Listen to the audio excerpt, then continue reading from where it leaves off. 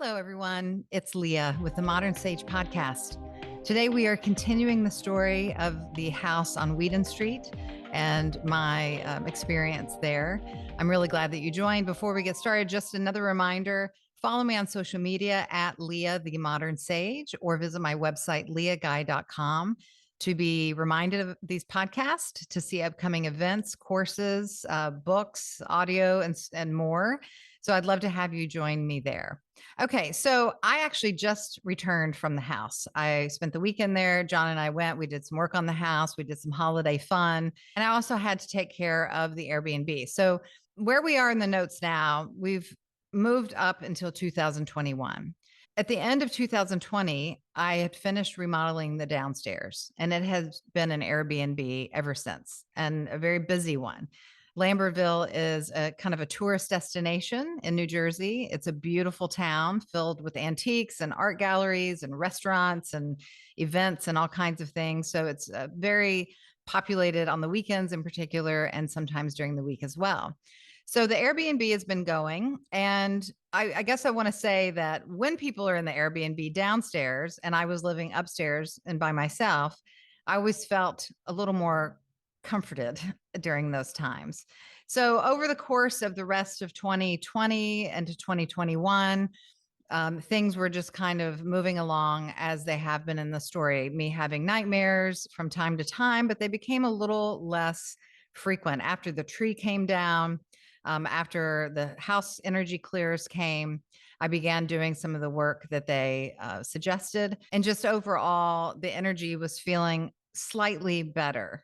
And I was getting obviously more comfortable in the space. However, I wasn't comfortable. But when Airbnb people were there, it was always interesting if I got to talk to them to find out how their night was, how their sleep was. Some people follow me on Facebook and knew about the house and purposefully booked the house for an Airbnb to come experience the energy there. At that time, I had promoted it on Airbnb under my personal profile and had told some of the story. And I had ghost hunters come, and a woman brought her son, and he had a special ghost camera. He actually didn't have the batteries, or the batteries ran out when he got there. But anyway, so people were kind of showing up as points of interest, but I never made a big deal out of it because obviously I didn't want to make anyone uncomfortable who wasn't comfortable there. But several people told me they had experiences. They either had very bizarre dreams, like they were going back in time. Some couples would have the same dream simultaneously, and they'd wake up and they were sharing the same information in their dream time. Other people felt people like they were being touched or stroked on their arm, kind of patted. Nothing terrifying or extreme, just a little uncomfortable maybe for some people, but overall people love being in the house and being in the space. Now the upstairs is available for an Airbnb, and that's what I've been working so hard on. And I had my first guests last week. So I'm excited to see how this goes, and I will be sharing more of the story with them as well. So we're up to October, like 2021 at this point, and it's Halloween, obviously. And those of you who've been listening know that Halloween for me is a little bit of has been historically a triggering time. Not a triggering time, but an uncomfortable time. It's when my rape happened, my grandfather died, other things happened in my family and so forth. So it's not a particular time that I love, but I've started to learn over the years as I healed and as I kind of made space and acceptance to all things that have happened, how to celebrate Halloween. But still, I really didn't want to be in the house by myself. So John was there and he came to stay. And we did have guests, Airbnb guests downstairs. Even still, on a night like tonight, I think both John and I were kind of on high alert. And so we watched a movie, we hung out, we did a little Halloween stuff. And then around 11 p.m., we went upstairs and things started to get kind of active, if you will. The noises began, and John got a flashlight out. He went up to the loft near the bookcases, and there was nothing there. He beat the walls and went searching with the flashlight in case there was actually some kind of rodent in the house, which, as you know, I've had plenty of spiders and mice and flying squirrels and things like that, but there was nothing there. The sounds when they happen are kind of indescribable. Sometimes it sounds like footsteps. Other times it sounds like scuffle, like something shuffling or something being moved upstairs. So we kind of stayed up attending to the noises. My cat, of course, is highly attuned and he's kind of reacting and responding to everything that we hear. We open the doors to the attic, nothing. After an hour or so, the room fell silent. Now we're in November. I had sealed the downstairs stone crack as the energy clears had recommended. I collected some brick dust from a friend of mine's old house, also an 1800s house, and I mixed it with mortar. And I went around the entire crack along the previous doorway and I sealed it with this dust mortar mix. And as I was sealing it, I was saying prayers and blessings of protection, of healing, of release for any spirits. This area of the doorway that I was sealing was where the ghost hunter said the energy was flowing down the hill from the burial pit right into the house. And again, if you remember, this is where Mackenzie saw the Asian woman squatting. So I took really good care to seal that up and say my prayers and do a blessing there.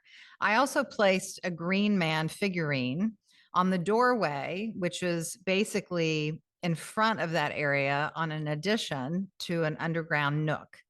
And we use that nook to hide like tools and, yard equipment and that kind of thing. But there's a wooden door that faces the side gardens and faces the stone path that goes up towards the hillside, right towards the burial pit. And the green man symbolizes life and death and rebirth. And a lot of people use the green man on their homes or in front of a garden and so forth. So I hung that right on the back side, essentially, if that were one doorway, right on the back side of this opening at the house. I began to share images of the house as I was fixing it up and remodeling it with the former owner, with the woman. And she loved this house. They both loved the house. And she was also, remember, tormented in her dream. So she had a very complicated relationship with it as well. And after we texted a bit and I was showing her the pictures, we caught up, we wished each other well. And then the next day, she texted me and she said the most bizarre thing happened. She was visited that night by what she called, quote, the master. She had a night terror with a vision of him, just like she'd had in the house before. And it was like he had gone to find her. But she was in Connecticut. And so she texted me and she told me about this. And I could tell in her text that she didn't want to have any more communication about the house any longer. And that's the last time we've been in touch. November 15th, I stayed away for the weekend. I went to the city to see some clients. And when I got back Sunday afternoon, it was still daylight.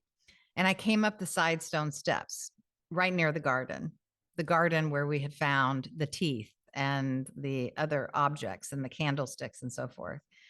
And there in the middle of November, not totally unusual, but this rose that I had planted had started to bloom while I was away for the weekend.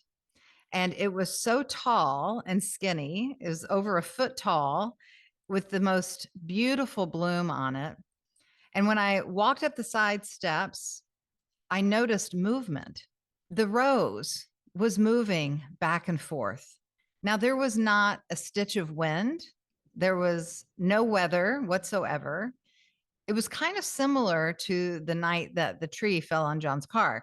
There was nothing active. And I thought I was losing my mind for a second. I looked at it and I looked away and I looked at it. And I thought, what is making this rose move? It was swaying like a pendulum or like a tick tock of a clock that far back and forth. It was almost like it was saying hello to me as I walked up the steps. It was surreal.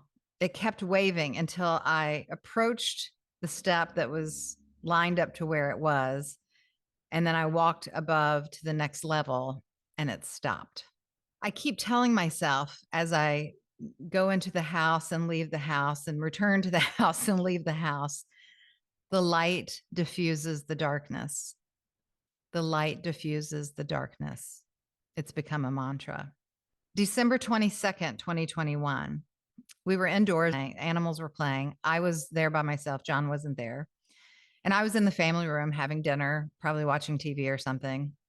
And I hear this loud sound at the sliding glass doors. The sliding glass doors are 2 rooms over, and they are the doors that I use to enter and exit the house primarily onto the stone patio. And I noticed the animals were terrified. They jumped away from the door. They were in the dining room. They jumped away. The cat was so startled, he was looking everywhere. My dog just took off and went up the stairs. And then finally, the cat followed him. It sounded like someone was breaking through the door, but the door didn't slide and the glass didn't break. There was just a pounding on the glass. And so I had to go see what it was. I went around the corner, and what I see is a huge bobcat staring at me. He took his final 2 pounces on the glass doors. We met eye to eye.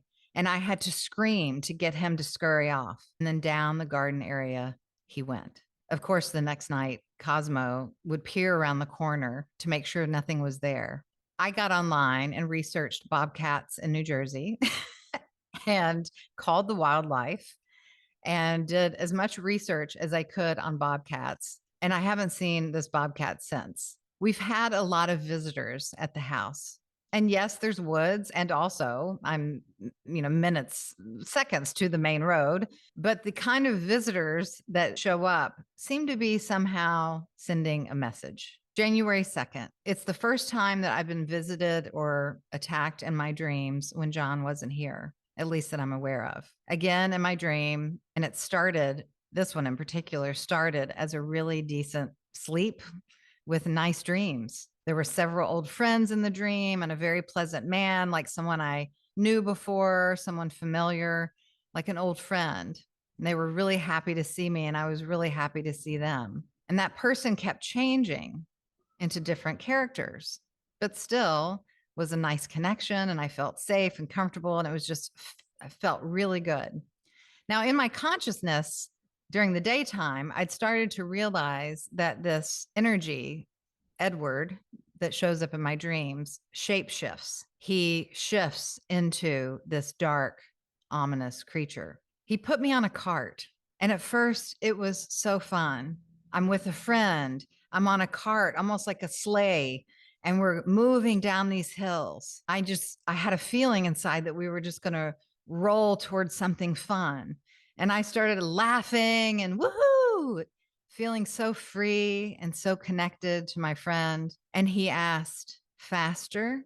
And I said, yes, faster. And then he said, faster? Yes, faster. And we are moving along, and the wind's in my hair. And I have this exhilaration at my back, and I feel so free. Woohoo! And then his energy turns dark, and he says, faster.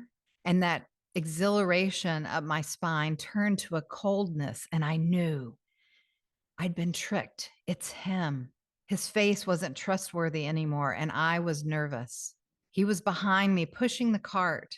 But when I turned my head and looked out the corner of my right eye, I saw a dark shadow.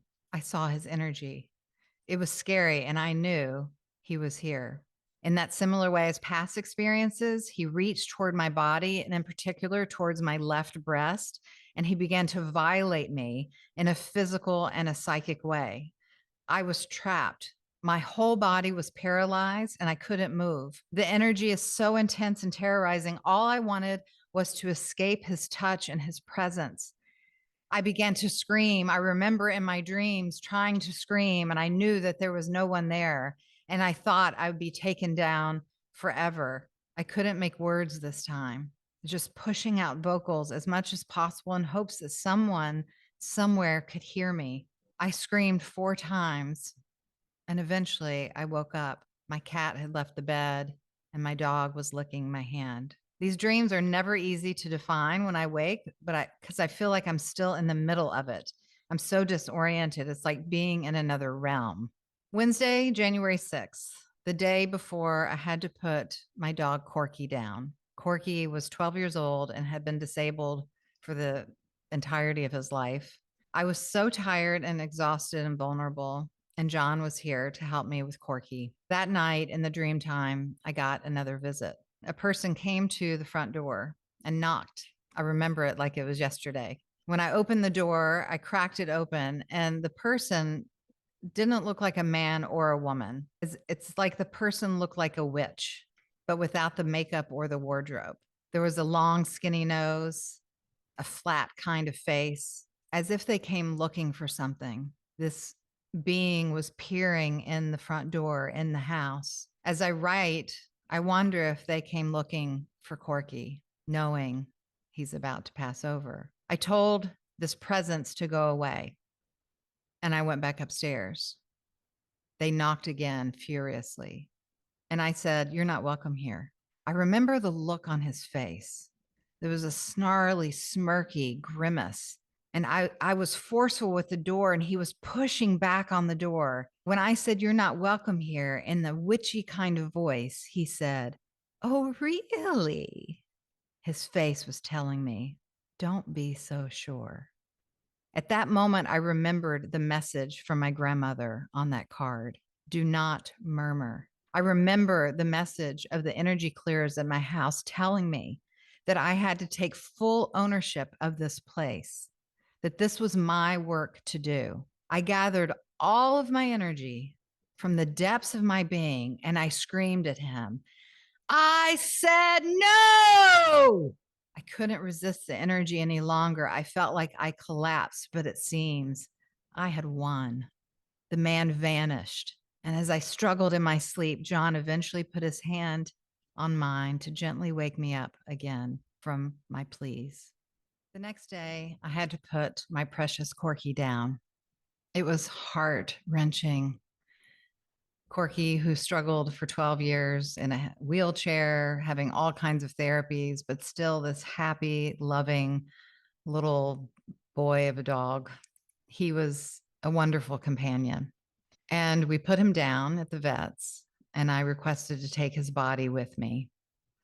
And we brought Corky back to the house, and it seemed fitting to add Corky to the land there. We buried him at the bottom of the stairs, not far from the garden. And I put a plaque there for Corky.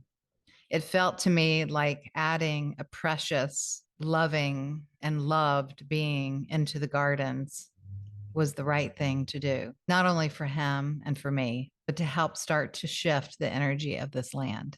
That night seemed to me to be the beginning of a transformation I didn't know was coming. It felt like all of me was finally in my body. Those of you who work with me, you know I offer soul retrievals as part of my work. And I've had soul retrievals by other shamans, and they've been powerful and wonderful. And the work I do with my clients is also powerful and wonderful. This work I was doing in the house with my guides and with this energy presence and dealing with the traumas of my past, with the darkness in my body, with the cellular memory, with ancestral stuff, with the energy of this whole place from God knows how many years and lifetimes back. It seemed that something came home to me, a remembering of parts of myself, of the work I'm here to do, and the power that I have, that we all have, when we are fully in our bodies, soul and self combined. I'm also starting to realize that the plea for the light to break through the darkness is yet another attempt to escape what is real right now.